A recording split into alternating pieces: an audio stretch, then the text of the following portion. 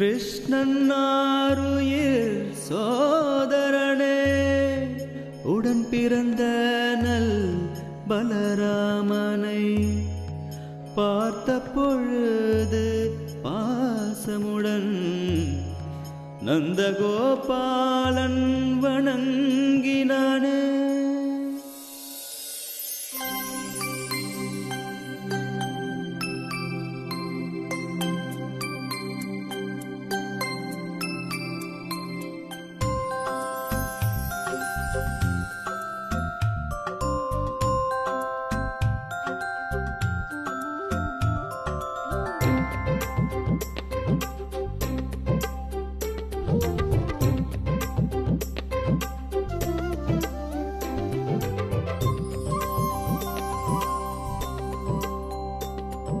பிரபு, சேஷனின் அவதாரமான பலராமன் என்ன செய்ய முயற்சிக்கிறான்? தேவி, ராம அவதாரத்தில் எனக்கு இளையவராக பிறந்ததா எப்போதும் அவர் என்னுடைய ஆணைகளை ஏற்று நடக்க வேண்டியிருந்தது.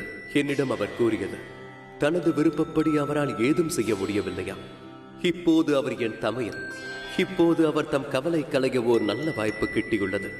தற்போது அவரால் கூற இயலும் அல்லவா அவருடைய எந்த ஆசையை என் மூலமாக நிறைவேற்ற முடியும் என்று.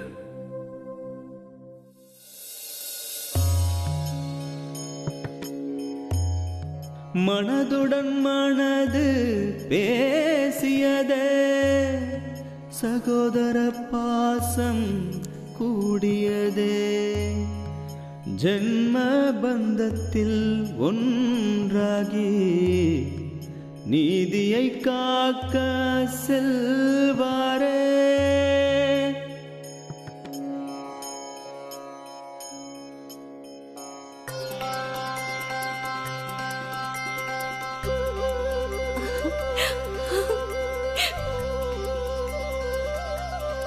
வாழ்த்துக்கள் ராணி அவர்களே, ஆண் குழந்தை பிறந்துள்ளது. ஆண் குழந்தை. விரைந்து சென்று நந்தனிடம் தகவல் கூறுங்கள், அவர் தந்தையாகிவிட்டார் என்று.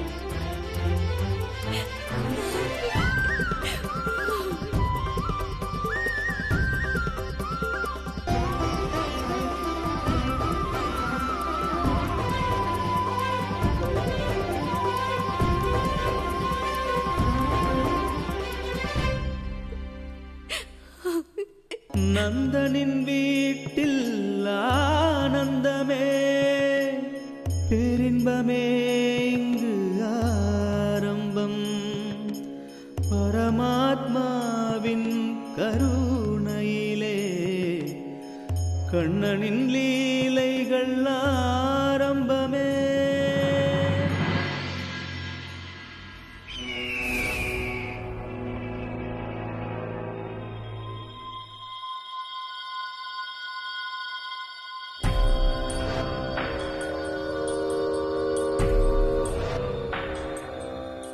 நான் மகாராஜா கம்சரிடம் நற்செய்தி சொல்ல சென்று கொண்டிருந்தேன். தேவகியின் 8வது மகன் பிறந்து விட்டான் என்று. நான் இங்கு எவ்வாறு வந்தேன்? நான் இவ்வளவு நேரம் உறங்கி சற்று தாமதமாகிவிட்டதோ?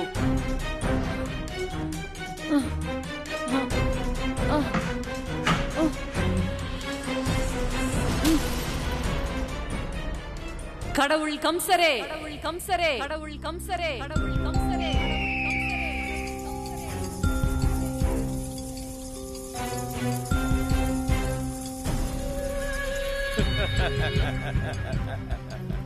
விஷ்ணு, விஷ்ணு, விஷ்ணு, விஷ்ணு.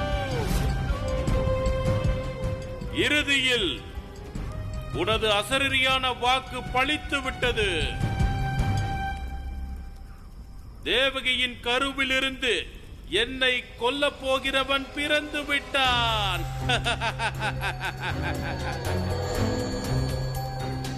பாராட்டுக்கள், பாராட்டுக்குரியவன் தான் நீ.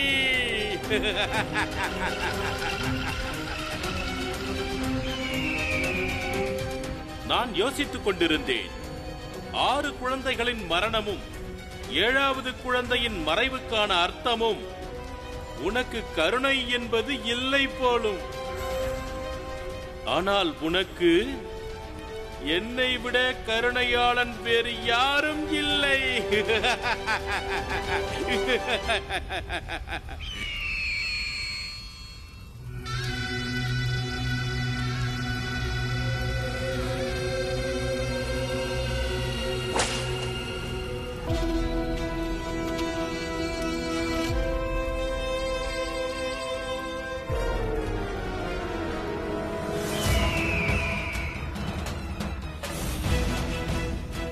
சக்கரதாரி விஷ்ணுவே, இப்போது அந்த அசரீரியின் ஒலி இல்லை. இந்த உலகம் முழுக்க ஒரே ஒரு ஒலிதான் கேட்கப் போகிறது. அது இந்த கடவுள் கம்சனின் ஒலிதான். அமரனாக போகும் இந்த கம்சனின் ஒலி.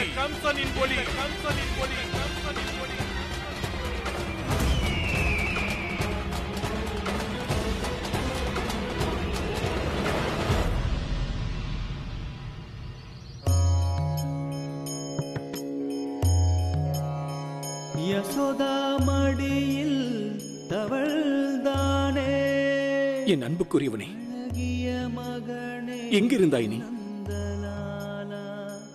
எங்கள் இருவரையும் எவ்வளவு தவிக்க விட்டு விட்டாய். செய்கின்ற போது தெரிந்து கொள், உன்னுடைய அன்பான அழகான உன் முகத்தை பார்ப்பதற்கு உன் தாய் மிகவும் தவமாக இருந்தாள். உன்னை பற்றி தான் எப்பொழுதும் பேசிக் கொண்டிருப்பாள். எப்பொழுது நீ வருவாய், எப்பொழுது நீ வருவாய் என்று. ஹே, என்ன நகைத்துக் கொண்டிருக்கிறாய்? உனக்கு தெரியாதா உன்னுடைய தாய் உனக்காக தவிக்கிறாள் என்று? எதற்காக அவளை தவிக்க விட்டாய்? நீ தாயை மட்டும் அல்ல, உனது தந்தையை கூட மிகவும் தவிக்க விட்டு விட்டாய்.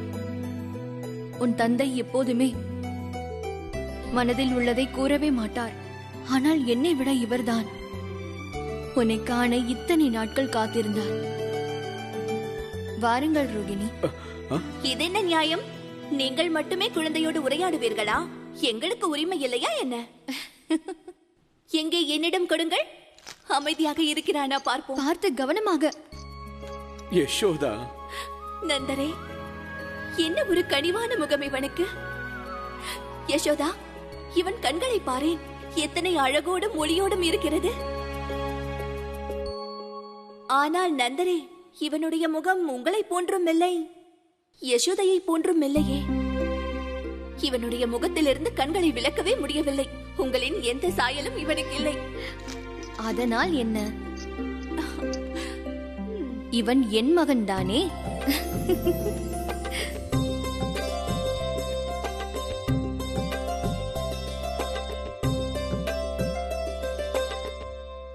ஹரி ஓம், ஹரி ஓம். ஹரி ஓம், ஹரி ஓம், ஹரி ஓம், ஹரி ஓம். குழந்தாய், எல்லாம் கனவு போல் உள்ளது. ஆனால் என்னால் என் கண்களால் உன்னை காண முடிகிறது. இந்த இளங்கதிரவனுக்கு பின்னால் யார் ஒளிந்திருப்பது என்று.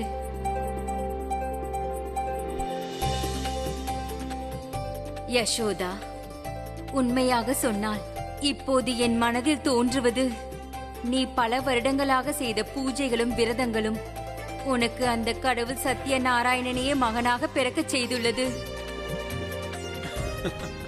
உனக்கு இந்த மோகன முகத்தின் மீது திருஷ்டி படாமல் இருக்கட்டும்.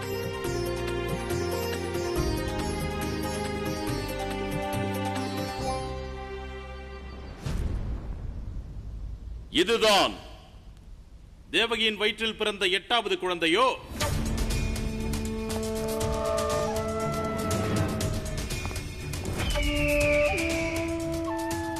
இது பிறந்த உடனே மின்னல்கள் மின்னின, இடிகள் முழங்கின, யமுனை கொதித்தெழுந்தாள், வானில் அசரீரியும் கூட ஒலித்தது. உண்மைதானே தங்கையே? அசரீரி என்ன கூறியது தங்கையே? மைத்துனர் அவர்களே, உங்களுக்கு அது கூறியது ஞாபகம் இருக்கிறதா? நான் அறிவேன், நீங்க அந்த அசரீரி பழிக்க பல வருடமாக தவம் இருக்கிறீர்கள், மனதில் கொதித்துக் கொண்டிருக்கிறீர்கள். தேவகியின் 8வது வாரிசு உன்னை கொல்வான் கம்சா, அப்படித்தானே நீ எதிர்பார்த்துக் கொண்டிருக்கிறாய்? இருக்கட்டும், இருந்துவிட்டு போகட்டும். இதை அனைவரும் அறிவர், இவர் மட்டும் அறிய மாட்டார்.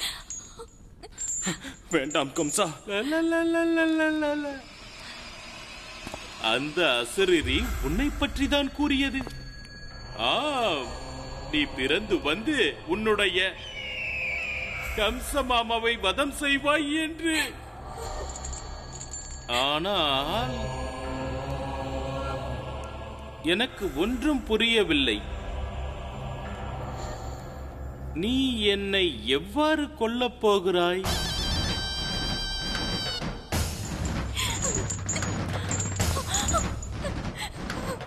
இந்த பிஞ்சி பிஞ்சி கைகளை கொண்டா? இந்த சின்ன சின்ன பாதங்களாலா? இல்லை என்றால் பற்கள் தான் இல்லையே.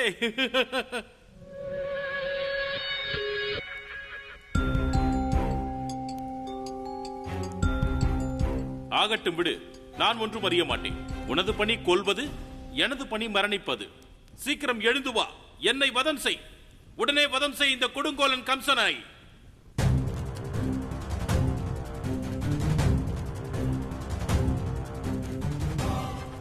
ஒரு பச்சிலம் குழந்தை கடவுள் கம்சனையே வதம் செய்வதா? கம்சனின் சக்திகளுக்கு இது அவமானமாகும். தேவர்கள் செய்த சதி இது. ஏ சக்கரதாரி விஷ்ணு, யாரை நீ என்னை வதம் செய்ய அனுப்பி இருக்கிறாயோ அவன் மரணிக்கப் போகிறான்.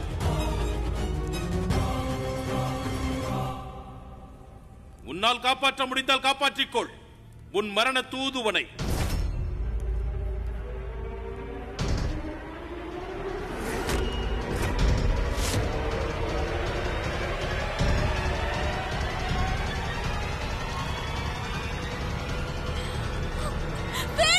வேண்டாம்.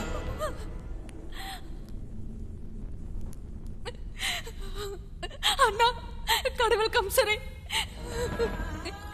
குழந்தையை விட்டுவிடு. இந்த குழந்தையால் என்ன செய்ய முடியும்? இந்த குழந்தை உனக்கு என்ன ஆபத்தை விளைவிக்கும்? அது மட்டும் இல்லாமல் இது ஒரு பெண்.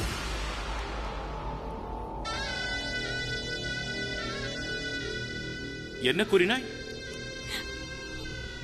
பெண்ணா?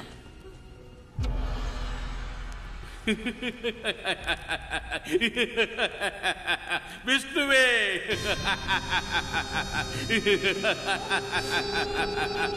இப்போது புரிந்துவிட்டது மக்கள் ஏன் உன்னை அந்தமற்றவன் என்று கூறுகிறார்கள் என்று. ஏனென்றால் அது உன் முட்டாள்தனத்தை குறிக்கிறது.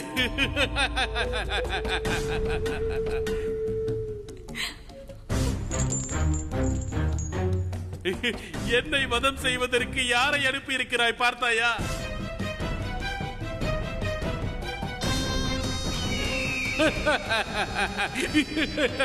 அண்ணா, உங்கள் பாவப்பட்ட தங்கையின் மீது கருணை காட்டுங்கள். நான் இந்த பெண் குழந்தையை தழுவி அணைத்துக் கொண்டால் எனது அனைத்து மகன்களின் மரணத்தை நான் மறந்து விடுவேன். அவளை விட்டு விடுங்கள் கடவுள் கம்சரே, தயப்புரிங்கள். எழுந்திரு, எழுந்திரு தங்கையே. உன்னை இப்படி பார்க்க என் மனம் ஏற்கவில்லை. என் தங்கை எவ்வளவு அன்பானவள். என்னை தவிர நான் ஒருவர் மீது பாசம் வைத்திருக்கிறேன் என்றால் அது உன் மீதுதான். அதோடு நீ அறிவாய் அல்லவா, நீ விரும்புவதை என்னால் தர முடியாது என்று. ஆண் குழந்தையோ பெண் குழந்தையோ, உன்னுடைய குழந்தையை நிச்சயம் நான் கொன்றே தீருவேன்.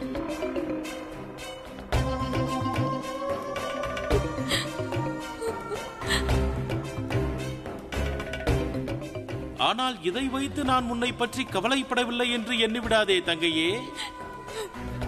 நான் உன்னுடைய அண்ணனாவேன், அதோடு கடவுளும் கூட. கடவுள் என்பவர் எவரையும் நிராகரிக்க மாட்டார். சிறிதளவு கருணை காட்டத்தான் செய்வார். நன்று, நான் உனது இந்த 8வது குழந்தையான மகளின் கொலையை உன் கண் முன்னே செய்ய மாட்டேன். எனது குழந்தையை விட்டு விடுங்கள். வேண்டாம்.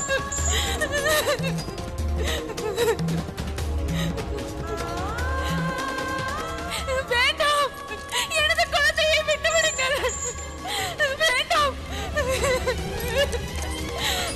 வேண்டாம் கம்சரே, எனது குழந்தையை விட்டு விடுங்கள். எனது அருமை மருமகனே, மருமகளே, வேண்டாம், எனது குழந்தையை விட்டு விடுங்கள். கடவுள் கம்சரே, கடவுளே, இந்த பெண் குழந்தையை காப்பாற்று. இவளுக்கு ஏதேனும் நிகழ்ந்து விட்டால் அந்த குற்ற உணர்ச்சி என்னை கொன்றுவிடும். இல்லை,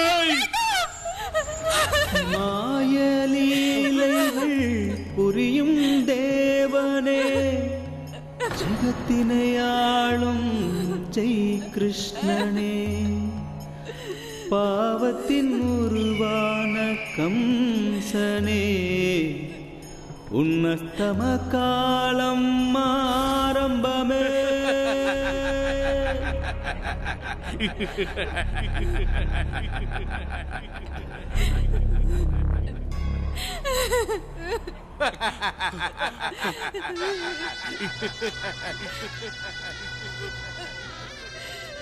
விட்டு விடுங்கள் என் தங்கையை. தங்கையே, உனது அனைத்து கவலைகளும் தீர்ந்தன. இனி உனக்கு விடுதலைதான். உனது மறு வீட்டிற்கு செல்லலாம். ஏனென்றால் உனது அண்ணனை கொல்ல இருந்தவன் கொல்லப்பட்டு விட்டான். கடவுள் கம்சன் அமரனே.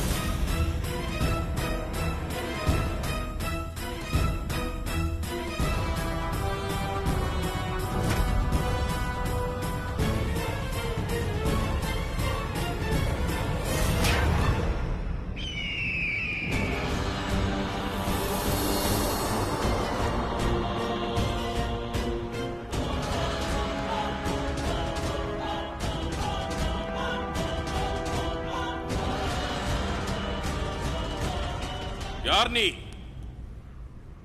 நான் இந்த உலகத்தை பீடித்திருக்கும் மாயையும் ஆவேன், தேவி விந்திய வாசினியும் ஆவேன். ஓடு, கடவுள் கம்சனை விட்டு சென்று விடு. இல்லை என்றால் உயிருடன் போக மாட்டாய். முட்டாள் கம்சனே, நீ என்ன கொள்வது? உன்னுடைய பாவங்களின் எண்ணிக்கை மிகுந்து விட்டது. உன்னுடைய மரணமும் உறுதியாகிவிட்டது. எந்த அசிரியின் வாக்கை நீ பொய்யாக்க நினைக்கின்றாயோ அதுவே உண்மையாகும். உன்னை வதம் செய்ய போகிறவன் அவதரித்து விட்டான் கம்சனே.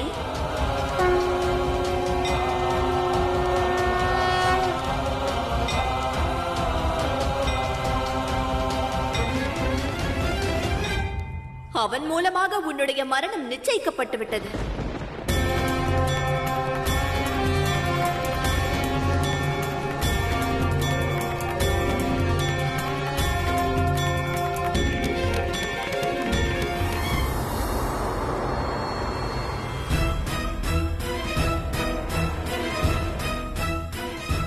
என்னை வதம் செய்ய போகிறவன் பிறந்திருக்கிறான். அதை நான் அறியவில்லை. என்னுடைய பார்வை மறைக்கப்பட்டு விட்டது. கடவுள் கம்சன் ஆகிய எனக்கே இவ்வளவு பெரிய சவாலா? உன்னை வதம் செய்ய போகிறவன் இந்த உலகத்தில் பிறந்து விட்டான் கம்சா. யசோதா, நம் குழந்தையை பார்ப்பதற்காக அனைவரும் காத்துக் கொண்டிருக்கிறார்கள். இவனை காண்பதற்காக நமது கோகுலவாசிகள் நள்ளிரவில் இருந்து இவனை காண்பதற்கு காத்துக் கொண்டிருக்கிறார்கள். நந்தர் அவர்களே, எங்கிருக்கிறீர்கள்? உங்கள் கண்ணனை பார்க்க எங்கள் கண்கள் துடித்துக் கொண்டிருக்கிறது. ஆமாம் யசோதா, நேரம் ஆகிறது. குழந்தையை கூட வேண்டாம். மக்கள் நள்ளிரவிலிருந்து காத்திருக்கிறார்களா? அதற்கு நான் என்ன செய்ய வேண்டும்? வேண்டாம், நான் எனது மகனை எவருக்கும் காண்பிக்க மாட்டேன். ஒவ்வொருவரின் பார்வை வித்தியாசமானதாக இருக்கும். யாருடைய தீய பார்வையாவது இவன் மீது பட்டுவிட்டால்? வேண்டாம், நீங்கள் சென்று அனைவருக்கும் சமாதானம் சொல்லுங்கள். உண்மைதான் பிரபு. தாய் யசோதா உங்கள் மீது எவ்வளவு அன்பு வைத்திருக்கிறார். ஒரு நொடி கூட அவர்களது கண்களிலிருந்து அகலவிட மாட்டார்கள் போலிருக்கிறது.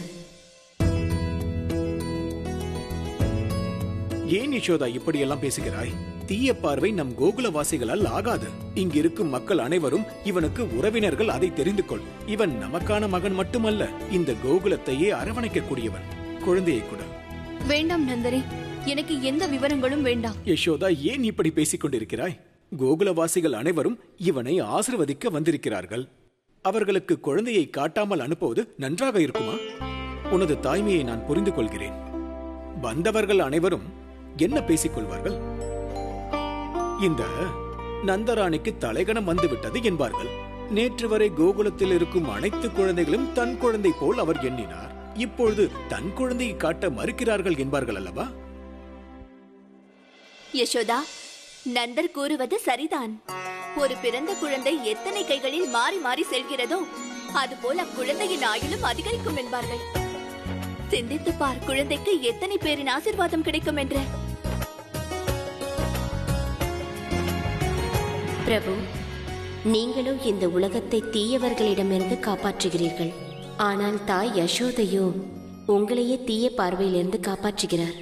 பாருங்கள், எவ்வளவு அன்போடு தன் கண்மையை உங்களது நெற்றியில் வைக்கிறார் என்று. யசோதா மடியில் மகிழும் பாலகன், அழகான தேவஸ்வரூபன், பாசத்தில் திளைத்திவள் நீ மறந்து தன் பாலனை தழுவி அரவணைத்தாள். இது ஓர் தாயின் அன்பு தேவி, நிறைவான எதிர்பார்ப்பில்லா அன்பு. தாயின் தாய்மையையும் அன்பையும் விட இப்புவியில் சிறந்ததென்று ஏதும் இல்லை. அன்னையின் அன்பை பெறுவதற்காகத்தான் ஒவ்வொரு முறையும் அவதாரம் எடுக்கின்றேன் தேவி. தங்களுக்கு நினைவுள்ளதா? ராம அவதாரத்தில் எனக்கு 3 அன்னையர்களுடைய அன்பு கிடைத்தது. அதுபோல் இப்பிறவியிலும் நான் 2 தாய்களின் செல்ல பிள்ளையாவேன். தேவகி, தேவகி, தேவகி.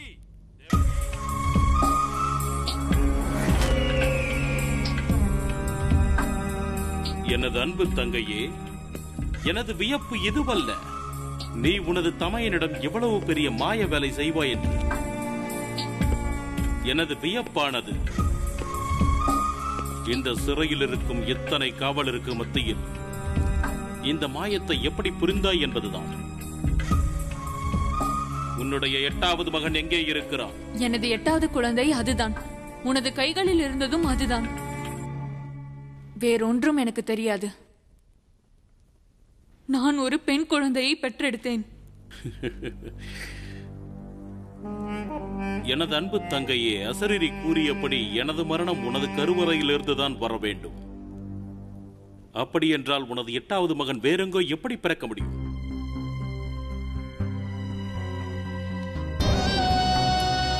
இதோ பார் தங்கை, நான் செய்ய விரும்பாததை நீ என்னை செய்வித்து விடாதே. பாவப்பட்ட தாயிடம் வந்து அவளின் குழந்தைகளை பற்றி கேட்கிறாய் கம்சனே. அவளது எல்லா குழந்தைகளையும் நீயே கொன்றுவிட்டு. கம்சனே,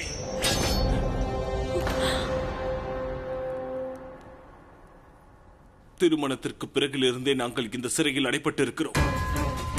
உனது ஆணை இல்லாமல் ஒருவரும் வெளியே செல்ல முடியாது, ஒருவரும் உள்ளே வர முடியாது. பிறகு எப்படி உன்னிடம் நாங்கள் நாடகம் ஆட முடியும்? எங்கள் குழந்தையை காப்பாற்றும் மார்க்கம் எங்களுக்கு தெரிந்திருந்தால் எந்த குழந்தையும் உன்னிடத்தில் மரணம் அடைய விட்டு இருக்க மாட்டோம். உன் பாவப்பட்ட கைகளில் எங்கள் பிஞ்சு குழந்தையை எதற்காக ஒப்படைத்திருக்க போகிறோம்?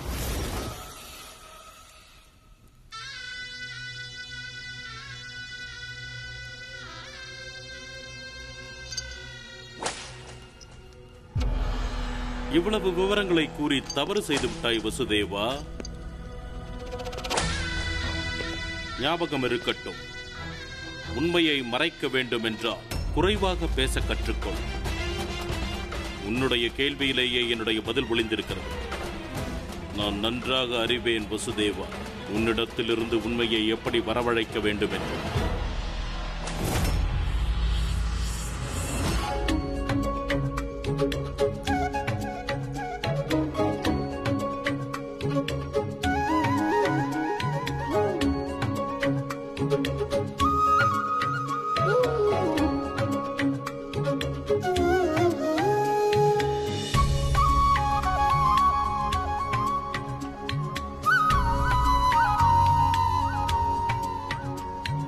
பாலனே மனமோகனே என் மனதை திருடி ஓவாரா இந்த கோகுலத்தில் எல்லோரும் மகிழ நீ வாழ்கவே.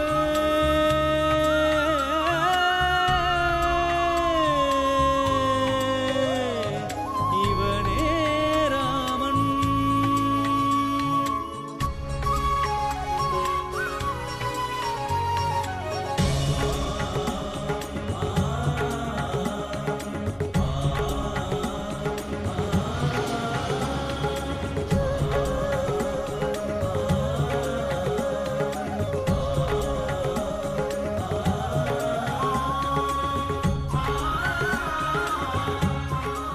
பார்த்தாயா, நமது கண்ணனின் சிரிப்பில் எத்தனை அழகு! சாட்சாத் அந்த இறைவனின் சிரிப்பை போலவே தோன்றுகிறது. நாங்கள் எல்லோரும் வாயடைத்து போனோம் தங்கையே. குழந்தை எப்படி இருக்கிறான் என்று அறிவாயா? அந்த நாராயணரே நமது கோகுலத்தில் குழந்தை ரூபம் எடுத்திருக்கிறார் போலும். நீ கேட்டாயா நம் கோகுலவாசிகளின் பேச்சை? நமது கண்ணனின் பெருமையை பிறகு பேசிக் கொள்ளலாம். முதலில் அனைவரும் இனிப்புகளை எடுத்துக் கொள்ளுங்கள்.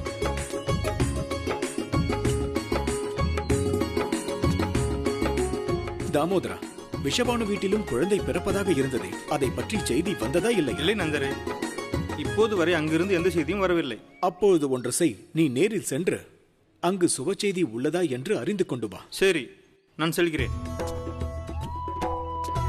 என்ன இது? எல்லோரும் இனிப்பை கையில் வைத்துக் கொண்டிருக்கிறீர்கள். சாப்பிடுங்கள். உங்கள் எல்லோருடைய பிரார்த்தனையால் தான் எங்களுடைய மனோரகம் பூர்த்தி அடைந்திருக்கிறது. நந்தர் அவர்களே, லட்டை நாங்கள் நிச்சயம் உண்போம். அதிக இனிப்பையும் எடுத்துக்கொள்வோம். குழந்தை உண்ணாதவரை நாங்கள் எப்படி அந்த இனிப்பை உண்போம்? சொல்லுங்கள் நந்தரே.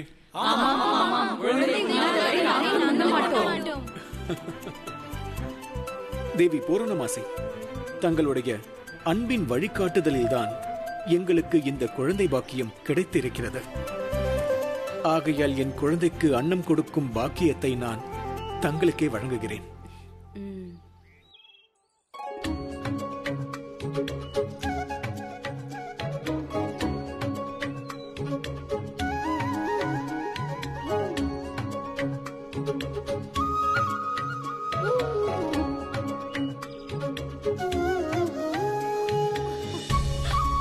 ராணி, குழந்தை வாயை திறக்க மாட்டேன் என்கிறானே, இனிப்பு பண்டம் பிடிக்கவில்லையோ என்னவோ? என்ன செல்லமே, என்னவாயிற்று? உனக்கு லட்டு பிடிக்கவில்லையா? ஒரே ஒரு முறை நீ சுவைத்துத்தான் பாரேன். இது உன்னுடைய பெரிய தாய் ரோஹிணி செய்தது.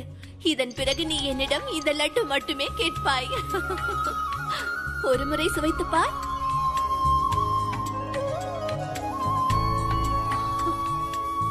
ஆமாம், இவனுக்கு வேறு ஏதோ வேண்டும் போலிருக்கிறது. என் மகனுக்கு என்ன வேண்டும் என்று என்னால் மட்டுமே உணர முடியும்.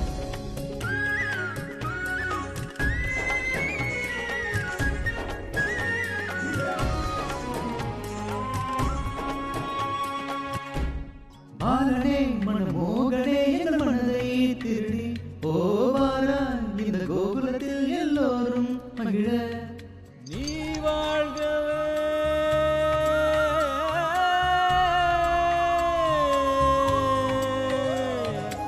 இவனே ராமன். அடடா யசோதா, இவன் லட்டுவை கொடுத்த பொழுது தன்னுடைய வாயை திறக்கவே இல்லை. ஆனால் வெண்ணெய் அளித்ததும் சுவைத்து உண்கிறான். ஏன் உண்ண மாட்டான்? அவன் என்னுடைய மகன் அல்லவா?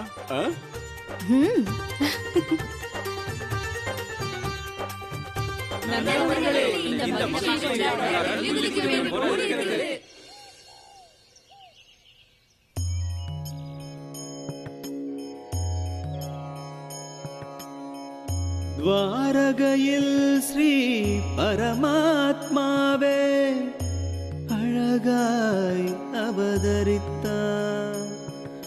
துவாபர யுகத்தில் சிசுவாய் பிறந்து பக்தர்களுக்கு அருள் புரிவார்.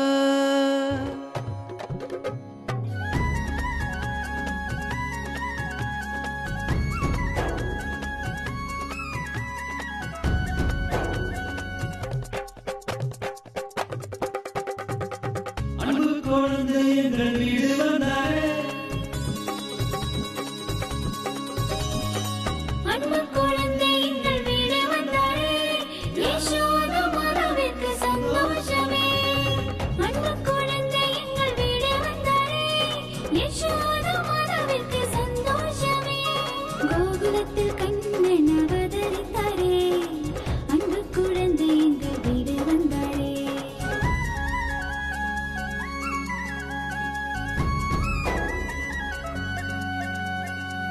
யசோதா மாதாவிற்கு பாக்கியம் கிடைத்தது, மாபெரும் தவத்தால் கண்ணன் உதித்தார், மாபெரும் தவத்தால் கண்ணன் உதித்தார். வண்ணத்தின் நீரங்கள் கொண்டு வந்தாயே, செல்ல குழந்தை எங்கள் வீடு வந்தாரே, செல்ல குழந்தை எங்கள் வீடு வந்தாரே.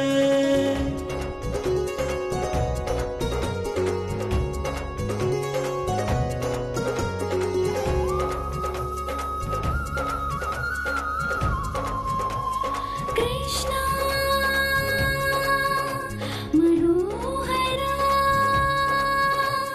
கிருஷ்ணா மனோஹரா.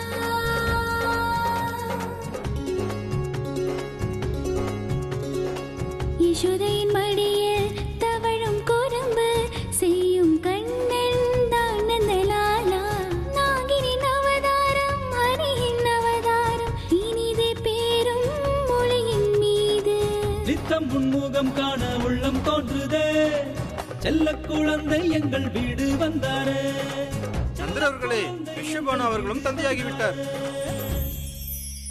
அவர் வீட்டில் பெண் குழந்தை பிறந்துள்ளது.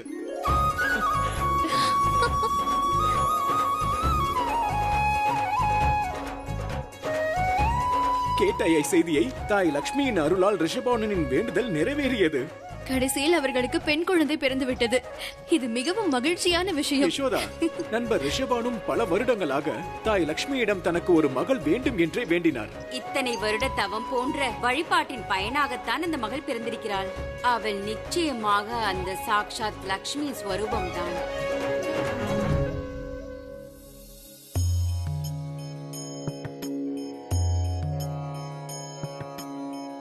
கண்ணியான இவள் ரிஷபாகம் நிறைந்த சுயமான லக்ஷ்மியின் அவதாரம்.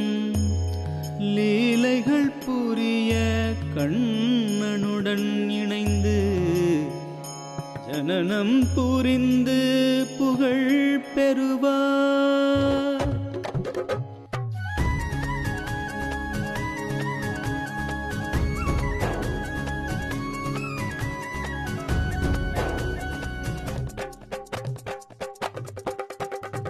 இந்த விழாவில் உதயமானது,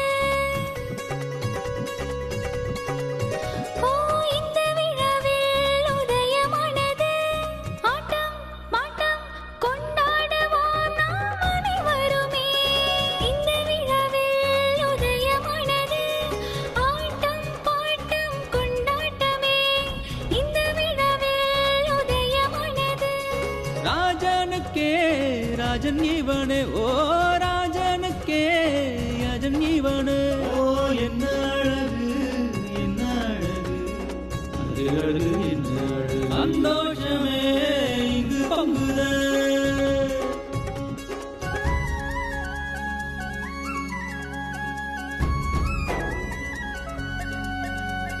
நந்தனின் குழந்தை எங்களின் உயிர்தான், பார்த்து செல்லடி எந்தன் தோழி, பார்த்து செல்லடி எந்தன் தோழி. வைரத்தின் ஒளியை கண்களில் கொண்ட வெண்ணை பிரியனின் முகத்தை பார், வெண்ணை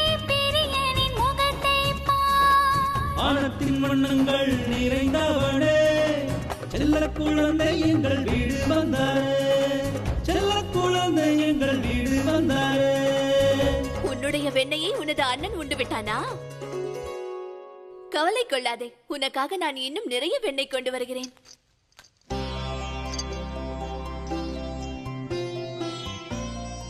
என்னவாயிற்று? உனக்கு வெண்ணெய் வேண்டாமா? பார்த்தாயா, அவனுக்கு அவன் தாயினிடம் இருக்கும் வெண்ணெய் மட்டும்தான் வேண்டும் போல. பலராமா, உன்னுடைய தமையன் அழுகிறான். அவன் அவனுடைய தாயிடம் இருந்து மட்டும்தான் வெண்ணெயை உண்பானாம். நீ அவனுடைய அண்ணன் அல்லவா? ஒரு அண்ணன் தான் தமையனை கவனித்துக் கொள்வான், அவனுடைய ஆசைகளை நிறைவேற்றி தருவான். நீ உன்னுடைய தமையனின் ஆசையை நிறைவேற்றுவாயா?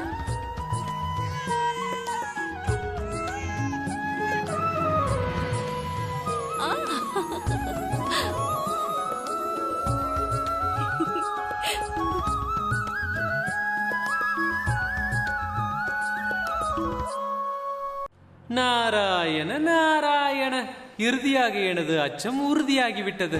நீங்கள் விரும்பியபடி மூத்தவராகவோ இளையவராகவோ அவதாரம் எடுக்கலாம். மக்களை உங்கள் மாயாஜாலத்தால் வீழ்த்தி நீங்கள் உங்கள் மனோரதத்தை நிகழ்த்தி காட்டிவிடுவீர்கள். தாங்கள் கூறியது முற்றிலும் உண்மை நாரதரே. சூழ்நிலைகள் எதுவாயினும் விதியே வெல்லும். உங்கள் பிரபு விரும்புவது இவரிடம் அதை பற்றி கேட்டால் அதற்கு கிடைக்கும் பதில் ஒன்றுதான். தேவி, பொறுமையுடன் இருங்கள். காலம் கனிந்து வரும் பொழுது உங்களது கேள்விக்கெல்லாம் பதில் கிடைத்துவிடும். நாராயண நாராயண. தேவி, அப்படியல்ல.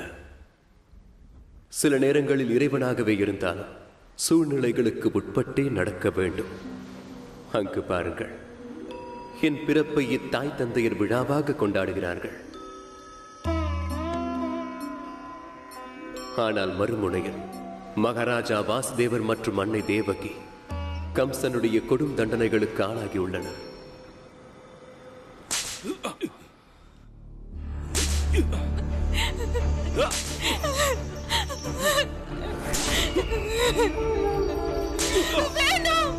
கூறு வசுதேவா, உண்மையை கூறு.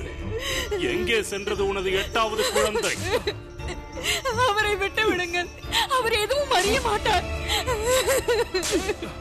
அவரை விட்டு விடுங்கள் கம்சரே, அவரை விட்டு விடுங்கள்.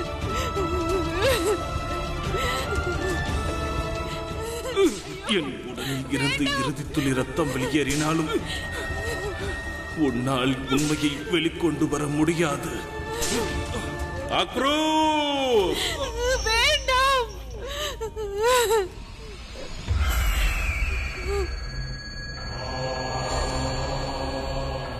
மகிழ்ச்சியாக இருக்கிறது. நீ இன்று என்னை நிராசைப்படுத்தவில்லை. எப்போது நீ உன் மகாராஜாவை வசுதேவா வசுதேவா என்று அழைத்தாயோ, அப்போது என்னுடைய மனம் துள்ளி துள்ளி துள்ளி குதித்தது. நீ இன்று உன்னுடைய பயன்பாட்டை நிலைநாட்டி விட்டாய் அக்ரூரா. ஆனால் நினைவில் வைத்துக்கொள், நீ உயிரோடு இருப்பது எனக்கு பயன்படும் வரைதான் தங்கையே.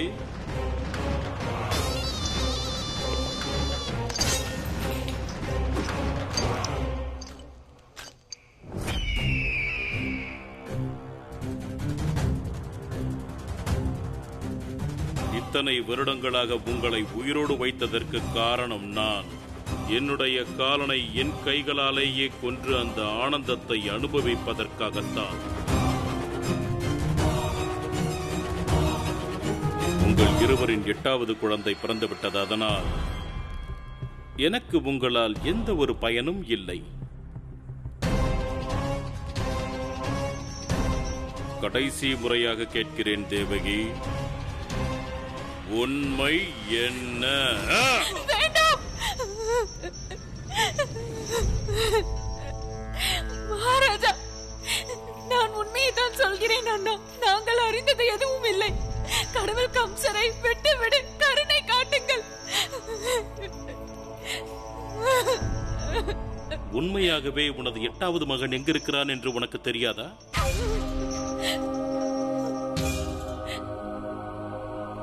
எனக்கு நன்றாக தெரியும் என் தங்கையை பற்றி, அவளின் தெளிவான மனதை பற்றி.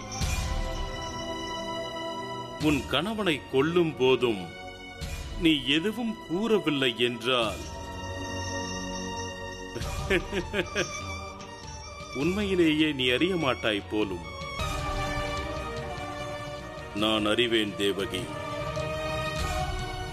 உனது 8வது குழந்தை உயிரோடு தான் இருக்கிறது.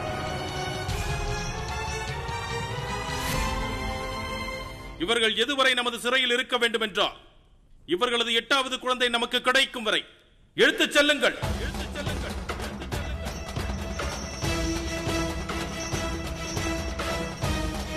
என்னை கொல்பவன் உயிரோடு இருந்திருந்தால் என் நாட்டை விட்டு அவன் வெளியே போயிருக்க வாய்ப்பில்லை. ஒரு பழமொழி உண்டு, இன்றைய குழந்தைகள் நாளைய எதிர்கால உலகம். அந்த எதிர்காலத்தை நான் இன்றே முடித்து கட்டுகிறேன். நேற்றிரவு நமது நாட்டில் பிறந்த எந்த ஒரு குழந்தையும் உயிரோடு இருக்கக்கூடாது. அனைத்தையும் கொன்று விடுங்கள்.